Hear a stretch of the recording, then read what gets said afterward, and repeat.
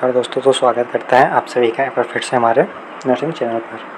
तो आज के इस वीडियो में हम बात करने वाले हैं फ्रैक्चर के बारे में, जो एक काफ़ी इम्पोर्टेंट टॉपिक है एंड किसी भी नर्सिंग एग्ज़ाम में कई बार पूछा भी जा चुका है ना। क्योंकि ये फ्रैक्चर जो है आपका, चाहे वो आप जीनोम फर्स्ट ईयर में क्यों ना हो या सेकेंड ईयर में हो, आपका दोनों ईयर में ये सिलेबस में इंक्लूड है। एंड साथ ही कई बार एग्जाम में पूछा है, चाहे आप MP नर्सिंग स्टूडेंट हो, UP हो, बिहार हो या राजस्थान हो, फ़र्क नहीं पड़ता, क्योंकि हर स्टेट की सिलेबस लगभग सेम ही है, बस थोड़ा सा आगे पीछे है।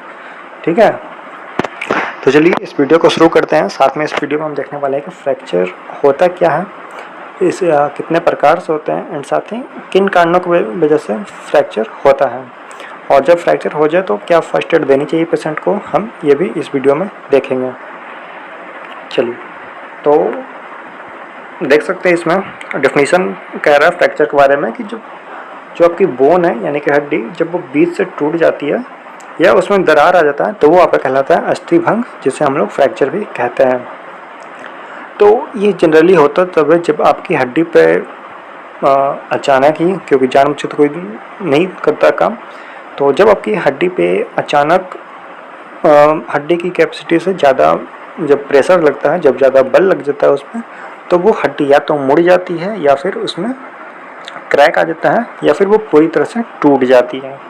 ठीक है, और फ्रैक्चर से कभी कभी आपको पूर्ण अपंगता भी हो सकती है। मतलब फ्रैक्चर हो गया तो कई बार आपकी हड्डी वापस से जुट नहीं पाती नेचुरली रूप से, तो फिर वैसी सिचुएशन में डॉक्टर आपको रड लगा करके हड्डी को कनेक्ट करते हैं, है ना। तो ऐसी सिचुएशन आपको अपंगता भी हो सकती है।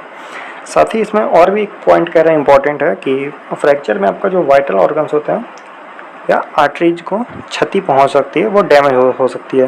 तो आपको पता है कि जो वाइटल ऑर्गन होते हैं उनमें जनरली आपका ब्रेन हो गया, लंग्स हो गए, या फिर आपकी हार्ट हो गई या किडनी हो गई। तो ये जो ऑर्गन है इसे हम लोग वाइटल ऑर्गन कहते हैं, है ना।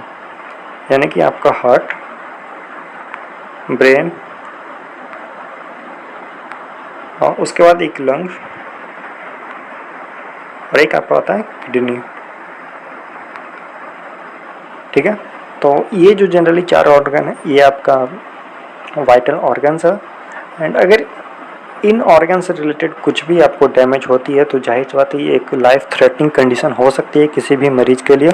मतलब ये उसकी जानलेवा हो सकती है। और जनरली जब आपकी स्कल में फ्रैक्चर आएगा तो आपकी ब्रेन डैमेज हो सकती है, या कोई इम्पोर्टेंट नर्व अगर डैमेज हो गई आपकी तो फिर वो आपका जो डेथ का कारण बन सकती है। या फिर आपकी जो चेस्ट की जो बोन होती है अगर वो किसी तरह से ब्रेक होकर के आपके लंग्स को इंटरसेप्ट कर जाती है या फिर आपकी हार्ट में चली जाती है, तो फिर वैसी सिचुएशन में आपकी डेथ होना तय है। ठीक है, तो यही कहता है कि फ्रैक्चर कभी कभी आपका जानलेवा भी हो जाता है।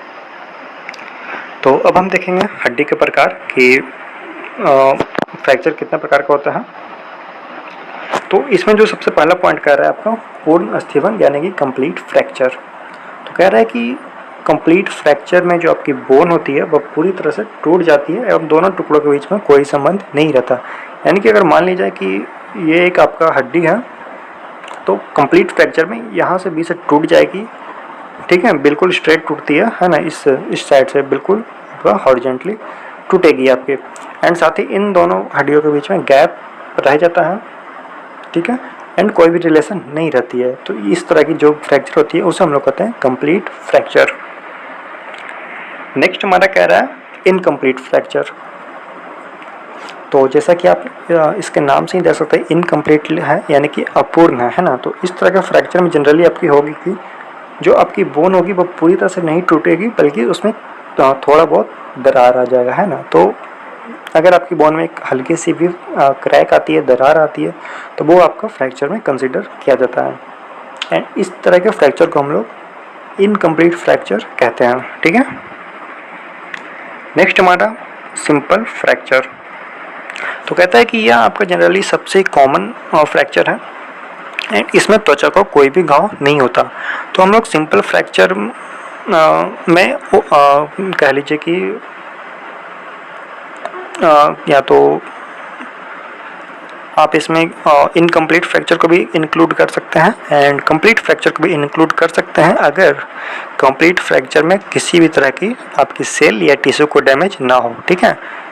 तो सिंपल फ्रैक्चर में अगर आपकी बॉडी के किसी पार्ट में किसी भी आपके ब्लड वेसल्स को या टिश्यू को डैमेज नहीं होती है तो वो आपका कहलाएगा सिंपल फ्रैक्चर, ठीक है।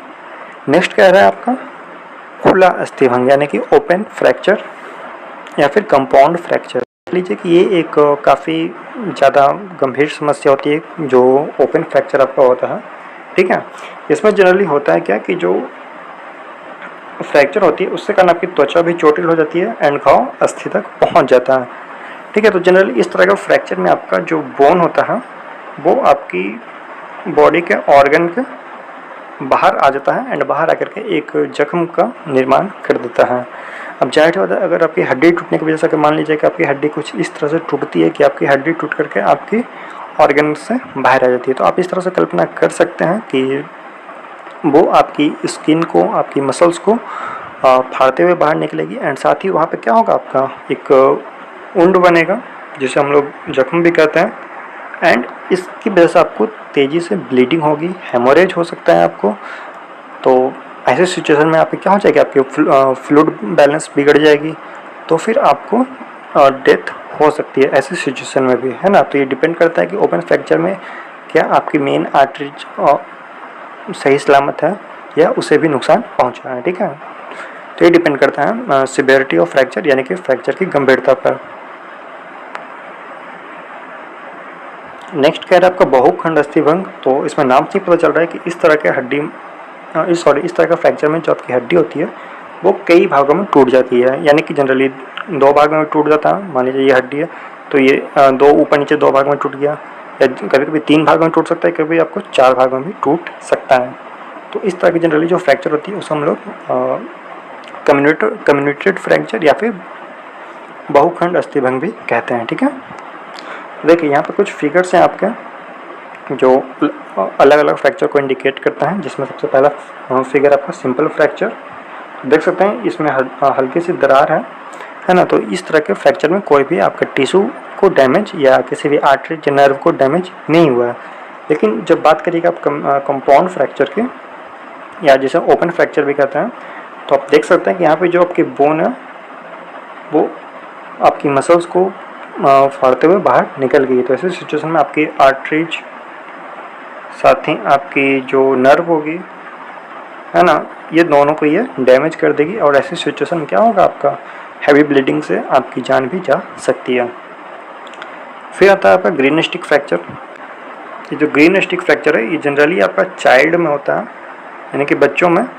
इसमें जनरली होता क्या कि जो बोन होती है उससे कुछ भाग आपके टूट जाती है या दरार पड़ जाती है एंड जो दूसरा हिस्सा होता है यहाँ से आपकी जो बोन है वो बेंड हो जाती है, यानी कि मुड़ जाती है।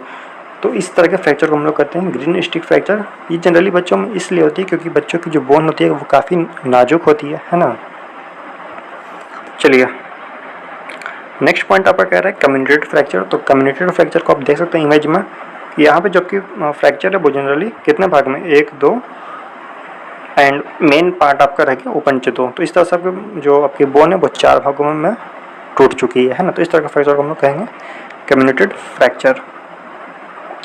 And impacted fracture. तो इम्पैक्ट फ्रैक्चर को जनरली ये तब होता है जब आपकी जो मेन बल है वो शरीर के किसी और हिस्से पर लगेगा, बट उसके प्रभाव से आपका शरीर का कोई और हिस्सा, मतलब उसी हिस्से के दूसरी जगह की हड्डी ब्रेक हो जाएगी।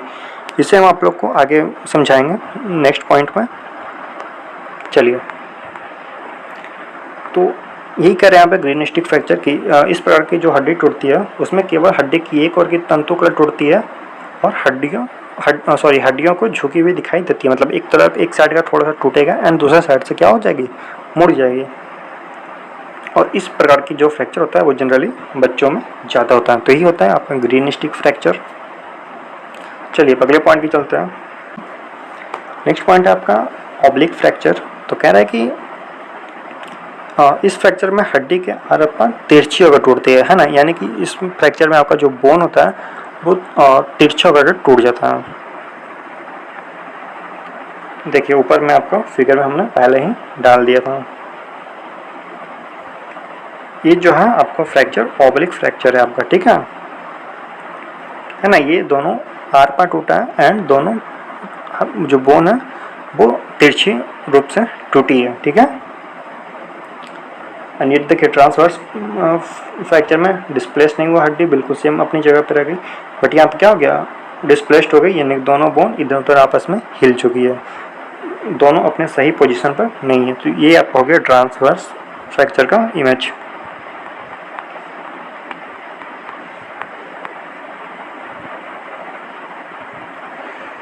चलिए अब आता है आपका एक और पॉइंट नंबर 9, स्पाइरल फ्रैक्चर। तो इस प्रकार के फ्रैक्चर में होता क्या है कि हड्डी के बेलनाकार भाग के मध्य भाग से शाफ्ट के चारों ओर टूट जाती है।